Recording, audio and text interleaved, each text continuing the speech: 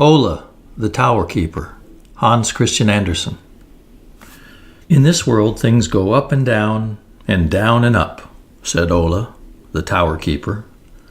Now I can't get any higher. Up and down and up, that's the fate of most of us. In fact, we all become tower keepers at last. We look at life and things from above. Thus spoke my friend Ola in his tower, a chatty, jolly fellow who seemed to say whatever came into his head, yet had so many serious thoughts concealed deep in his heart. He came from a good family. There were some who said that he was a conference counselor's son, or might have been. He had a good education, had been the assistant to a schoolmaster, the deputy of a parish clerk, but what help could that have been? When he lived with the parish clerk, it was agreed that he should have free use of everything in the house. He was then young and a bit of a dandy, as we call it, and he wanted shoe polish to brush and shine his boots with. But the parish clerk would only allow him grease, and so they had a quarrel. One spoke of stinginess, the other of vanity. The shoe polish became the black cause of their strife, and so they separated. But what he wanted from the parish clerk he wanted of the world generally, the very best polish. And he always got its substitute, grease, so he turned his back on everybody and finally became a hermit. But in a big city, hermitage with a livelihood is to be found only in the church tower. So up it he went, and there he would smoke his pipe and pace up and down in his lonely walks, looking upward and downward, and talking in his own way about what he saw or didn't see, what he read in books or in himself. I often lent him books to read, good books, for by the company one keeps shall he be known. He didn't care for the English governess type of novel, he said, nor the French ones either, which he called a brew of empty wind and rose stalks. No, he liked biographies and books about the wonders of nature. I visit him at least once a year, generally soon after the new year. He always had something to tell, which the change of year suggested to his thoughts. I shall tell about 2 visits, and use his own words as far as I can. First visit. Among the books I had recently lent Ola was one about pebbles, which had greatly pleased him. They're truly veterans from olden times, those pebbles, he said. Yet people pass them by without thinking, and trample them down in fields or on beaches, those fragments of antiquity. I've done so myself. From now on I shall hold every paving stone in high respect. Thanks for the book. It has driven cobwebby old thoughts and ideas out of my head, and made me eager to read more of the same type. The romance of the earth is truly the most fascinating of all romances. It's a shame we can't read the first parts of it, but they're written in a language we haven't learned yet. We have to dig away among strata and rocks, puzzling out bits here and there from the early acts of Earth's drama. The acting persons of the drama, old Mr. Adam and Mrs. Eve, don't make their entrance before the 6th act, and that's far too late for many impatient readers who want them to come on stage right away. But it's all the same to me. It's indeed a most marvelous romance, and here we are all in it. We creep and crawl about, but always stay where we are, while all the while the globe keeps turning around, but never splashing its ocean spray over us. The crust on which we move remains solid so that we'll never fall through, and so it is a story of millions of years with steady progress. Many thanks for your book on pebbles. Those old fellows could tell us so much if only they could talk.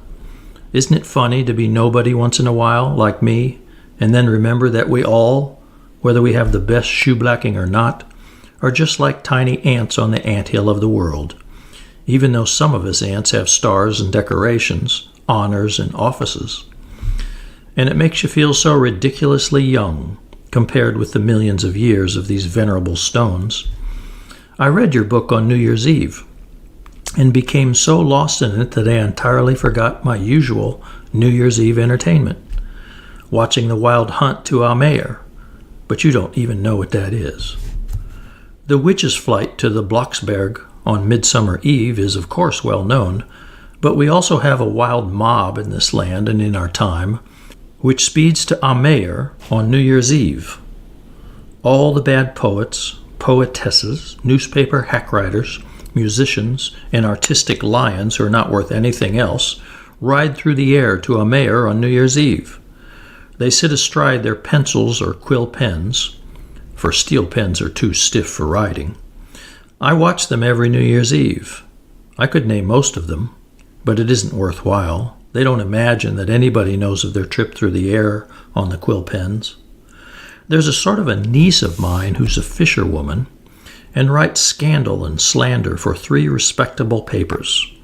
She says she's been out there as an invited guest, and they carried her, for since she cannot herself use a pen, she couldn't ride on one. She's described the whole affair. Half of what she told me is probably a lie, but the other half is enough. When she was well underway, they all broke into song. Each of the guests had written his own song, and each sang his own composition because, of course, he thought it was the best. They were all very much alike, and all sung to the same melody. Then, in little groups, up marched those who occupy themselves only as chatterboxes. They were now singing bells that sang alternately. Then came the small drummers, who drummed in family groups. Those who write anonymously were introduced. Those, let me say here, whose grease is used for shoe polishing. There was the executioner and his helper, and the helper was the worst, for otherwise no one would have paid any attention to him. There was the street sweeper with his cart, who turns over his dustbin and calls it good, very good, remarkably good. During all this merriment, such as it was, there would shoot forth from the holes scattered about now a gaunt stalk, now a leafless tree, a huge flower or a large mushroom, and finally a roof that bore upon itself everything this honorable assembly had given to the world during the preceding year. Bright sparks could be seen glittering among them. There were the borrowed thoughts they had used, which now cut themselves loose and flew up like fireworks. A game called The Stick Burns was played, and the younger poets played Heartburns. The jesters told their jokes, and the jokes rang out like empty pots being thrown against doors. My niece said it was most amusing. She told me a good deal more, too malicious to mention, but very funny. So you see, since I know so much about this midnight festival, it's only natural I should be interested in watching for it every New Year's Eve. But this year, I forgot all about it.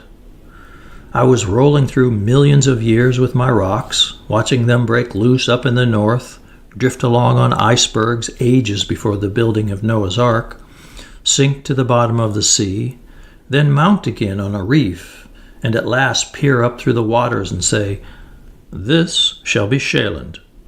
I saw them become the homes of many different birds whose species we don't know, and the homes of savage chieftains we don't know either, until the axe hewed out in runic letters the names of a few that can thus take a place in our histories. I'd gone beyond all lapse of time and had become a nonentity. Then 3 or 4 beautiful shooting stars fell. They shone brightly and started my thoughts off in an entirely different direction. Does anybody know what a shooting star really is?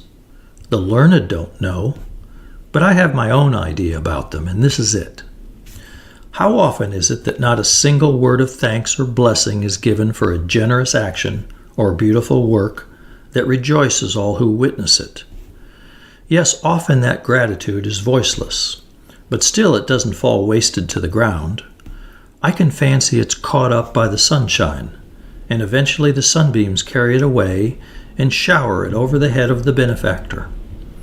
Sometimes the thanks of a whole nation are thus due.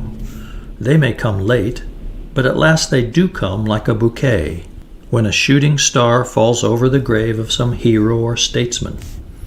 Thus it's a great thrill to me when I see a shooting star, especially on New Year's Eve, and try to guess for whom that bouquet of gratitude can be meant. A short time ago, A radiant shooting star fell in the southwest. Now for whom could that have been intended? I'm sure it fell right over the bank of the Flensborg Fjord, where the white-crossed flag of Denmark floats over the graves of Schleppegrell, Lesoe, and their comrades. Another one fell in the heart of Sjælland, fell upon Sorø.